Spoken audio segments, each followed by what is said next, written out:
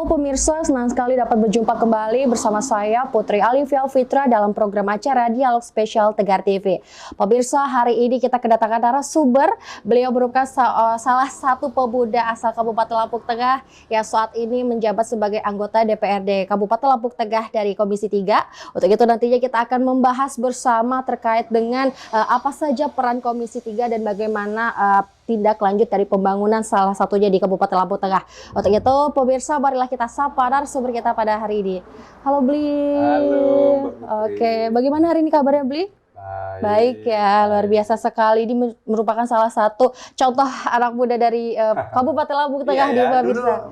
Pertemuan kedua kita. Iya, benar-benar sekali. Kita udah kedua kalinya berdialog, karena sebelumnya sudah membahas tema dan ini kita membahas tema yang lain seperti itu Bli ya. Nah ini kan kalau kita lihat di Komisi 3 ya Bli ya, menjadi anggota DPRD Kabupaten Lampung Tengah, mungkin boleh dijelaskan terlebih dahulu apa saja tugas dan fungsi utama dari Komisi 3 DPRD Kabupaten Lampung Tengah. Komisi 3 itu membidangi bina marga dan konstruksi,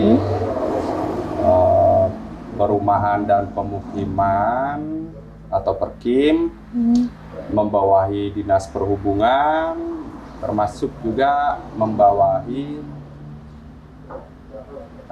lingkungan hidup dan riset daerah. Oke, jadi masuk laboratorium, penelitian, segala macam. Oke, jadi itu bidang-bidang yang diawasi dan menjadi tugas dari Komisi 3. Lalu kalau untuk bidang apa saja nih Bli yang menjadi ruang lingkup pengawasan dari Komisi 3 DPRD Kabupaten Lampung Tengah? Kita lagi berfokus ke bina marga dan Diskominfo. Jadi di bina marga itu kita semua tahu lah apa permasalahannya, nggak lain dan nggak bukan, ya jelas jalan. Jadi di dalam infrastruktur kita tahu sendiri bagaimana keadaan Lampung Tengah ini dengan infrastruktur yang apa adanya. Iya. Dan juga di dalam Diskominfo masih ada beberapa pengawasan yang harus lebih ditingkatkan lagi, seperti kita lagi fokus ke internet ilegal, yang dimana terkadang kami banyak mendapat laporan itu ada yang masang kabel sampai mengganggu warga, yang dimana notabene itu tanah warga, dan juga belum lagi penyelenggaraan internet secara sembarangan, yang dimana tidak berizin, dan tetap kita kita pertimbangkan juga untuk keselamatan masyarakat. Walaupun di sisi yang lain juga masyarakat kita banyak juga yang menggunakan internet desa, atau internet yang prabayar tapi murah. Karena memang banyak juga internet yang berizin tapi tidak mampu menjangkau sampai ke desa-desa dan dusun. Makanya kita tidak bilang bahwa harus berhenti gitu, enggak. Jadi kita hanya bentuknya itu memfasilitasi agar check and balance-nya itu bisa saling bermanfaat dan bisa saling membangun. Jadi bisa saling mengisi lah Mbak Putri. Jadi pengawasan kita fokus ke sana. Oke, jadi di Komisi 3. itu salah satu bentuk pengawasan yang sampai saat ini juga masih dijalankan di Komisi 3 DPRD Kabupaten Lampung Tengah ya Bli ya. Lalu untuk selanjutnya kira-kira isu strategis apa nih Bli yang memang saat ini sedang happening di Kabupaten Lampung Tengah seperti itu? Dari bukan saat ini saja sih Mbak Putri, kayaknya sering, atau dari bulan-bulan lalu bahkan tahun lalu itu nggak lain nggak bukan Lampung Tengah itu pasti jalan. Karena memang kenapa jadi sangat keras menjadi sorotan jalan itu, karena yang bersentuhan langsung dengan masyarakat, antara program daerah dengan masyarakatnya yang benar-benar bersentuhan langsung dan kasat mata, itu tidak lain tidak bukan adalah infrastruktur. Makanya saya pernah bilang, pemerintah itu indikatornya tidak lain dan tidak bukan itu sukses dan tidak suksesnya pemerintah dan DPR itu dilihat dari infrastrukturnya, karena memang itu yang paling bersentuhan langsung, Mbak Putri. Makanya Pemda kalau bisa lebih diprioritaskan lagi untuk program-program pembangunannya. Dan itu menjadi salah satu isu yang masih sampai saat ini tentang pembangunan khususnya di bidang infrastruktur itu tadi ya Bli ya, karena memang secara di Lampung Tengah ini sangatlah luas, jalanan sangatlah banyak, jadi memang perlu proses yang memang tidak singkat seperti itu, proses yang panjang. Oke. Lalu selanjutnya Bli, sejauh ini bagaimana koordinasi antara Komisi 3 dengan pemerintah daerah nih dalam menjalankan program pembangunan itu tadi? Mungkin di setiap minggu itu Mbak Putri kita adakan RDP dengan dinas-dinas terkait seperti Bina Marga, seperti Perkim, Dinas Lingkungan Hidup yang memang kita jadwalkan di setiap hari Senin secara berkala dan bergantian, atau di hari yang lain kita usahakan setiap minggu itu kita adakan RDP agar koordinasi tetap tercipta, karena biasanya kita di rumah mendapat laporan, tetapi kalau kita belum saatnya dinas itu kita ajak RDP, karena 9 dinas, jadi ya harus bergantian, Mbak Putri. Kalau itu tidak terakomodir, itu yang membuat prosesnya itu panjang sebenarnya. Kalau saya sih inginnya jadwal RDP itu memang harus diadakan setiap minggu dan kita fokus dulu dengan satu dinas. Sebenarnya kalau bisa, kesalahannya kan begini, Mbak Putri. Kalau di dalam koordinasi itu, ini yang koordinasi per koordinasi itu hanya satu dinas gitu. Nanti dinas yang lain minggu depan. Seharusnya bisa diefisiensi pekerjaan kita itu dalam satu waktu.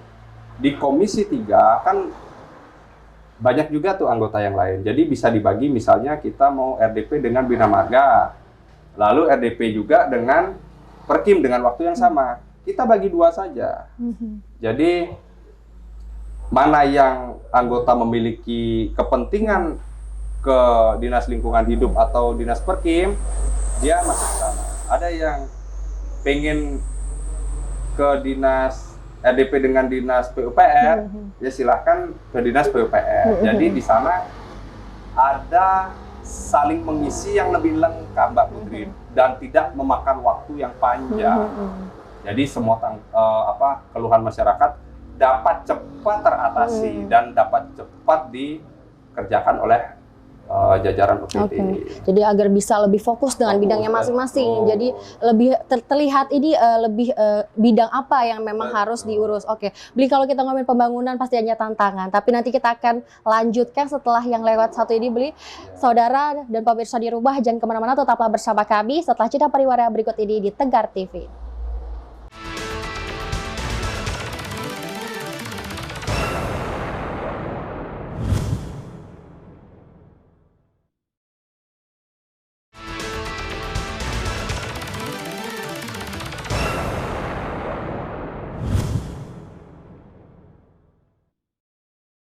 Terima kasih pemirsa, Anda masih bersama kami di Dialog Spesial Tegar TV. Pemirsa, masih dengan narasumber kita pada hari ini ada Bli Putu Agustin ya Bli ya, anggota Komisi 3 DPD Kabupaten Lampung Tengah, kembali menyapa pemirsa Tegar TV di rumah. Tadi di segmen sebelumnya kita sudah menarik sekali pembahasannya mengenai komisi, fungsi utama dari Komisi 3. Lalu ini kalau kita berbicara tentang pembangunan tadi di sebelumnya, kira-kira kalau pembangunan ini kan sangat hal yang luas ya Bli ya. Pastinya selain ada fokus utama yang harus diprioritaskan, kira-kira tantangannya terbesar saat ini, Bli, bagaimana?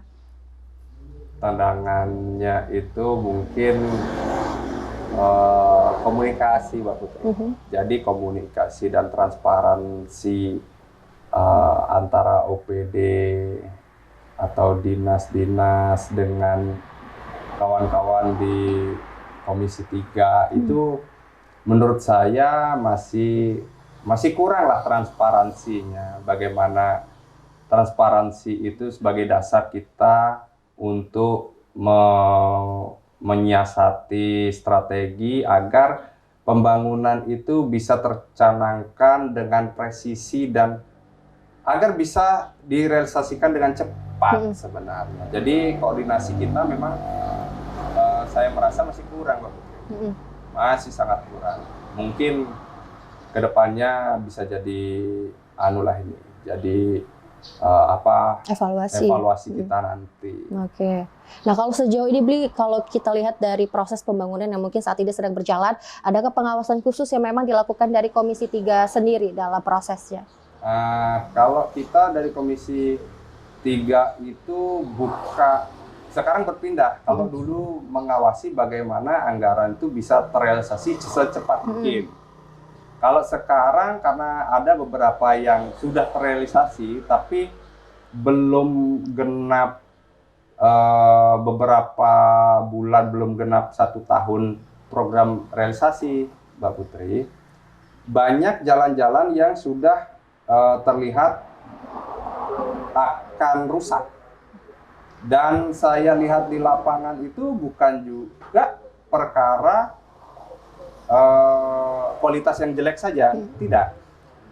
Kurangnya kesadaran masyarakat untuk merawat jalan dan juga kurangnya kesadaran pengguna jalan dengan menggunakan jalan di luar kapasitas. Jadi saya lihat muatannya luar biasa dan muatan yang luar biasa ini kalau tidak pemerintah daerah yang mengatur, kita akan menganggarkan terus-menerus. Jadi itu akan menjadi hal yang mubazir. Fokus kita di Komisi 3 nanti, kita akan membuat perda inisiatif untuk muatan berat. Yang dimana nanti kita akan mengatur jalannya produktivitas industri, mobil-mobil industri itu agar tidak merusak semua jalan. Jadi nanti kita sediakan satu jalur yang di mana itu jalur produktivitas untuk angkutan-angkutan. Jadi jangan sampai mereka yang menggunakan lebih banyak mempunyai dampak yang lebih banyak, tetapi kontribusinya sama dengan yang lain. Makanya nanti ini tetap kita atur. Bagaimanapun kita akan anggarkan juga untuk portal jalan. Jadi buka tutup jalan itu akan lebih teratur dan jalan yang kita anggarkan akan lebih efisien. Apalagi terkait dengan efisiensi ini kan lumayan juga. Kita banyak potongan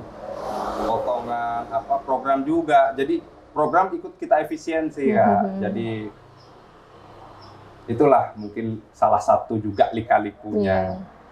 Jadi salah satu lika-liku dan proses dari jalannya pembangunan itu tadi ya Bli. Kalau dari pandangan Bli sendiri ini kan Lampung Tengah luas sekali. Kira-kira wilayah mana saja yang memang saat ini masih sangat rawan gitu untuk infrastruktur jalannya Bli? Mungkin nggak cuman di dapil satu, saya yakin semua dapil juga merasakan jalan-jalan yang rawan rusak, termasuk salah satunya itu seperti Raman di daerah saya aja masih juga dari zaman kemerdekaan. Kita sudah merdeka hampir 1 abad, akan 1 abad kita merdeka, tetapi belum pernah sekalipun jalan itu dibangun aspal. Makanya seperti di ruas jalan Rukti Harjo arah SMP Negeri 2 seperti Raman itu kan memang dari dulu tidak pernah menjadi prioritas. Entah sekarang prioritasnya itu berpindah, Mbak Putri. Bukan lagi dengan dasarnya musrembang dan reses, bukan. Kayaknya berdasarkan viral sekarang. Oh gitu. Jadi berdasarkan viral, kalau sudah viral baru dibenerin. Karena itu nggak viral, jadi itu akan ditunda, tunda. Makanya inilah, itu jadi tantangan kita tersendiri juga yang berada di dapil sini, Mbak.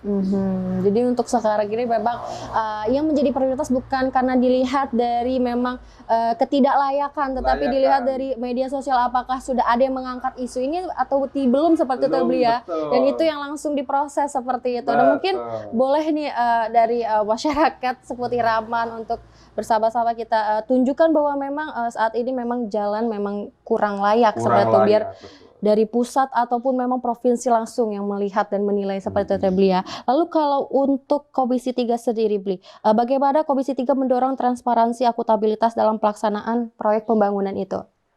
Kita akan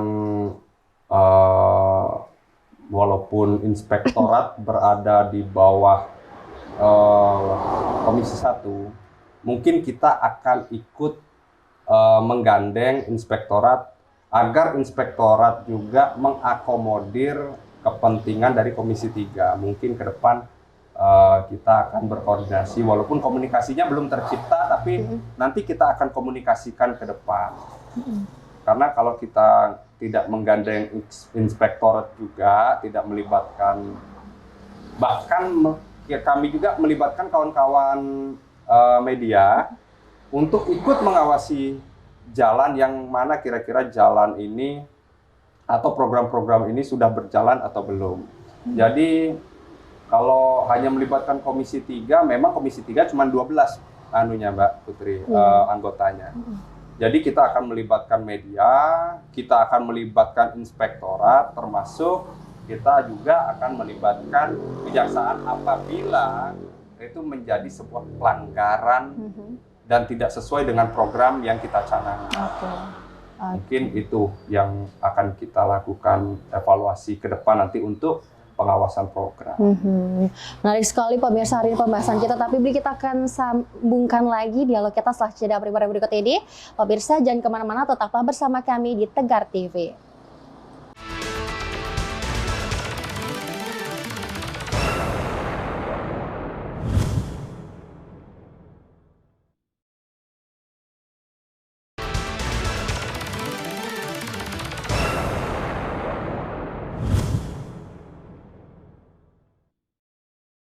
Terima kasih pemirsa, Anda masih bersama kami di Dialog Spesial Tegar TV. Pemirsa masih dengan pembahasan yang sama dan juga narasumber yang sama pada hari ini.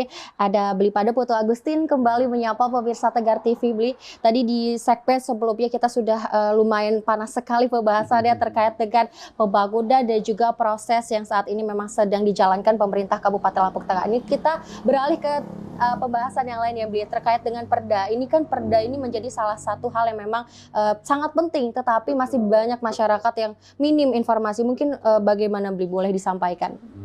Jadi begini Mbak Putri, kita banyak melakukan dan merancang kebijakan-kebijakan, tetapi tidak dibarengi dengan komunikasi di masyarakat yang baik.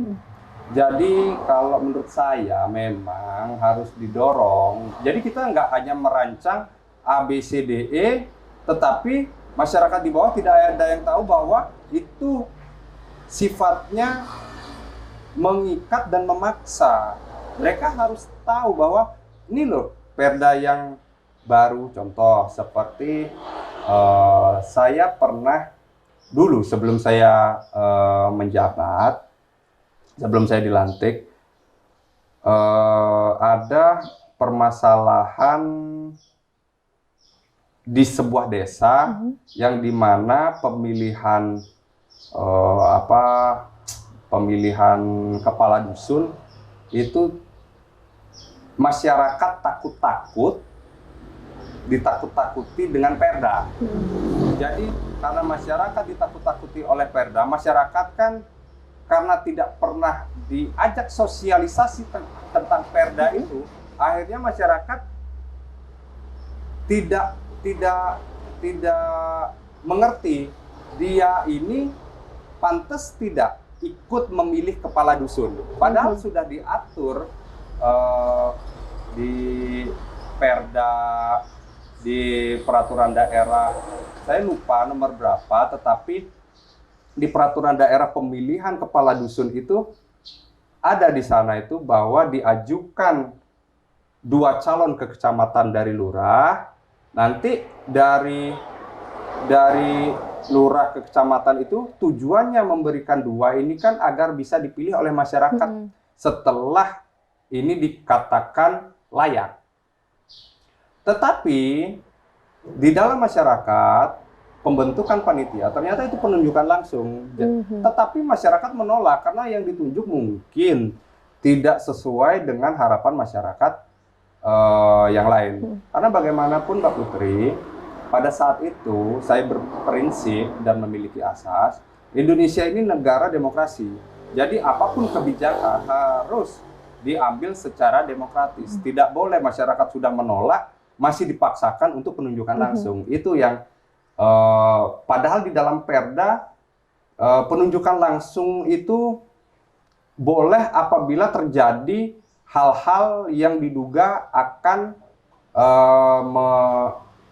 merusak stabilitas. Padahal itu kemarin kan bukan merusak stabilitas, harus demokrasi dulu. Kalau kiranya demokrasi tidak memungkinkan, baru dilakukan penunjukan langsung selaku kepala desa. Mungkin itu bisa dilakukan sebagai hak prerogatifnya.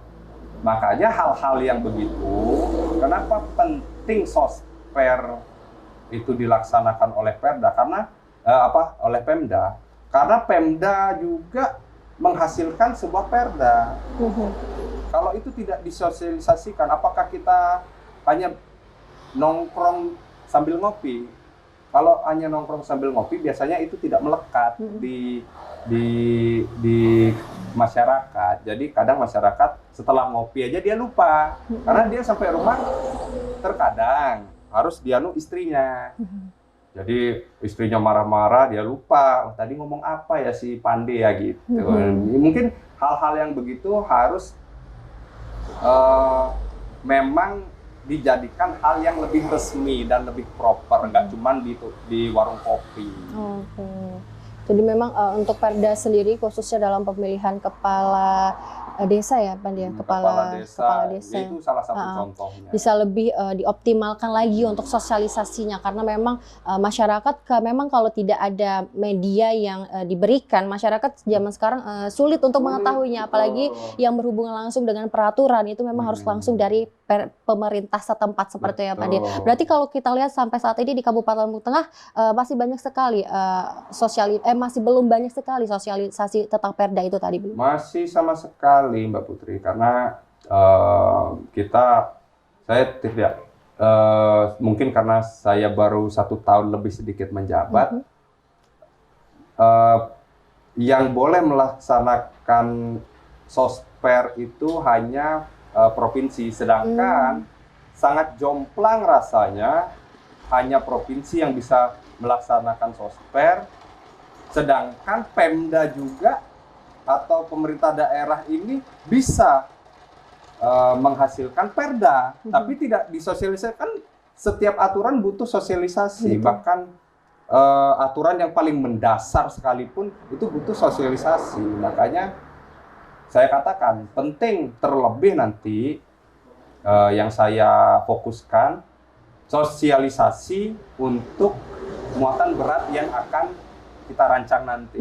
Jadi setelah muatan berat ini rancangannya sudah jadi, kan kita harus sosialisasi dulu agar kenapa kok misalnya muatan berat ini di portal. Kenapa di portal?